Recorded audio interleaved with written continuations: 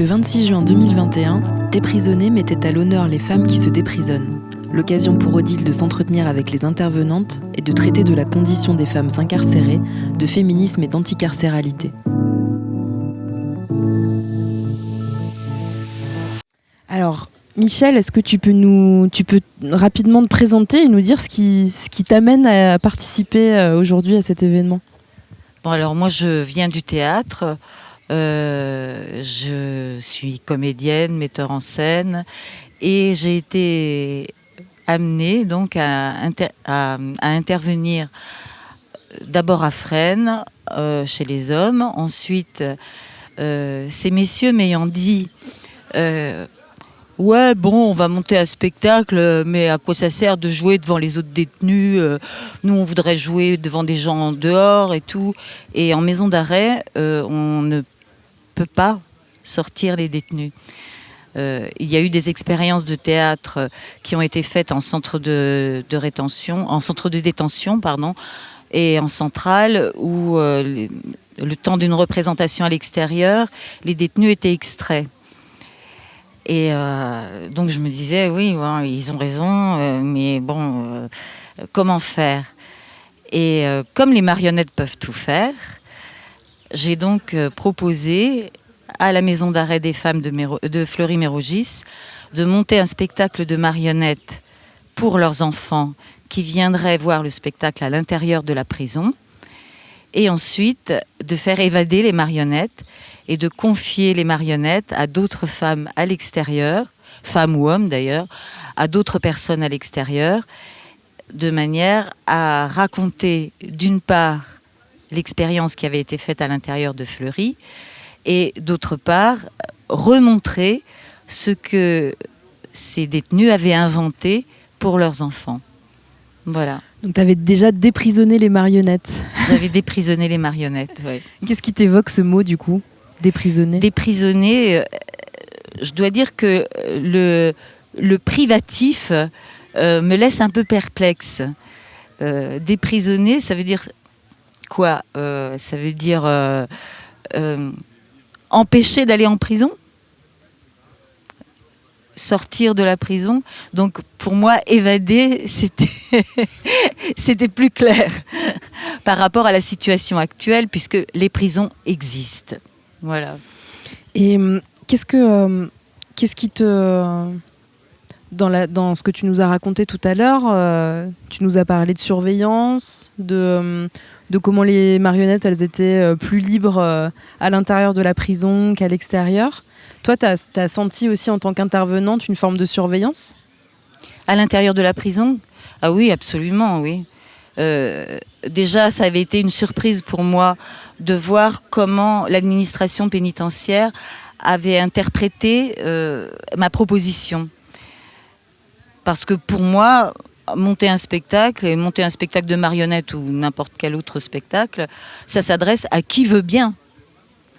Or, l'administration pénitentiaire, puisque le spectacle de marionnettes devait être joué pour des enfants, s'était adressé uniquement aux femmes détenues qui étaient mères. Et c'est à cette occasion que, en fait, j'ai compris que la grande majorité des mères détenues ne disent pas qu'elles sont en prison. Et donc, bien sûr, n'accueillent pas leurs enfants lors des parloirs. Et elles ont tout simplement disparu pour leurs enfants. Et c'est donc suite à cette première étape que j'ai d'une part pris conscience de cette surveillance, c'est-à-dire que l'administration pénitentiaire fait passer l'information à qui elle pense qu'elle s'adresse, et non pas à tout le monde. Donc déjà là, je me suis sentie surveillée. Et puis ensuite, bon, il y a toutes sortes de contraintes qui sont liées à la circulation à l'intérieur de la prison, au matériel qu'on peut faire rentrer, parce que bien sûr, il a fallu négocier chaque matériel pour fabriquer les marionnettes. Il faut des ciseaux, il faut des cutters, il faut toutes sortes d'instruments contondants qu'il a fallu négocier à chaque fois, quoi. Et pourquoi c'est important pour toi de venir parler de cette expérience aujourd'hui ? Déjà, c'était il y a combien de temps ? C'était il y a 30 ans. Voilà. Ouais. Et pourquoi c'est important pour toi aujourd'hui de le partager à d'autres ? Je pense que c'est un témoignage de ce qui se passe à l'intérieur de la détention, un témoignage assez particulier parce que finalement, peu de gens se posent la question de savoir ce que deviennent les proches et en particulier les enfants des détenus, hommes ou femmes. Et à ma connaissance, à part le travail du relais enfants-parents, il n'y a pas vraiment de choses qui sont entreprises pour que le lien familial puisse être maintenu. Et tu penses que si tu y retournes aujourd'hui pour faire le même type d'intervention, ça va se passer dans les mêmes conditions ou les choses auront changé ?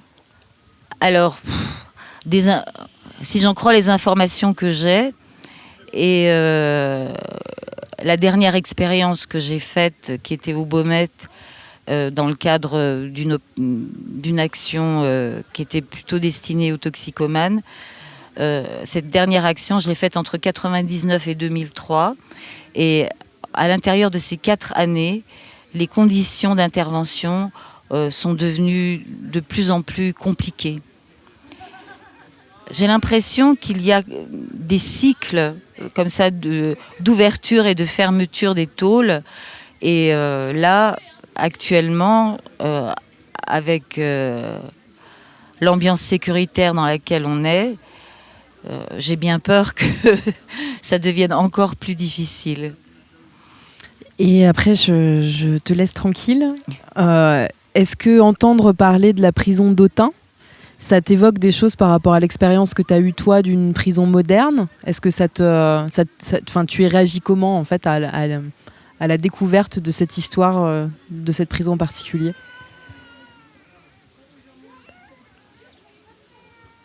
Moi, ce qui me frappe, c'est la répétition, quoi.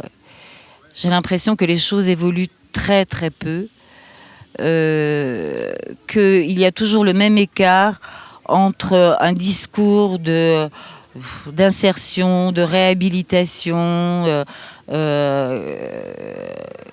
qui pourrait être le rôle de la prison, et le fait que, en réalité, c'est un lieu d'oppression et d'humiliation. Et alors, évidemment, cet écart prend des couleurs différentes, mais il est toujours là. Le décalage entre le discours tenu sur la prison et la réalité de ce que c'est est toujours là. Et c'est pour ça que la dernière intervention de Sol et la question de l'abolition me paraît être une